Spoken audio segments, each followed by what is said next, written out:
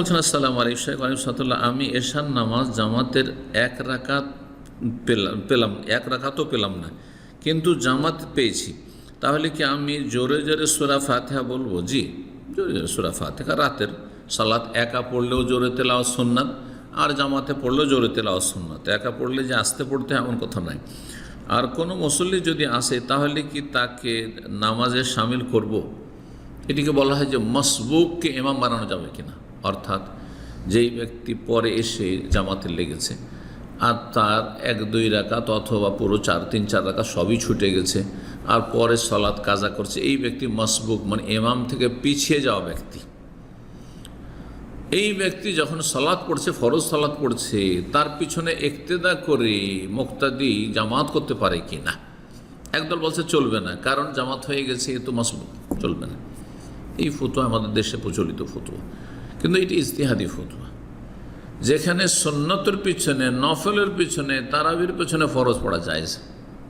মাযমুন জাওয়ার রাদিয়াল্লাহু আনহু সহিহ বুখারী হাদিসে রয়েছে যে এশার সালাত তিনি মসজিদ নববীতে পড়ে চলে যেতেন, আর তার কওমের লোকরা অপেক্ষা করে বসে থাকতো যে তুমি বেশি যেহেতু কোরআন জাননেওয়ালা, কোরআনের হাফেজ আলেম, তো তোমার পিছনে আমরা তোমার ইমামতে সালাত পড়ো, তাহলে অপেক্ষা করো, আমি মসজিদে নববীতে সালাত পড়ে আসবো, তারপরে এসে তোমাদেরকে সালাত পড়াবো।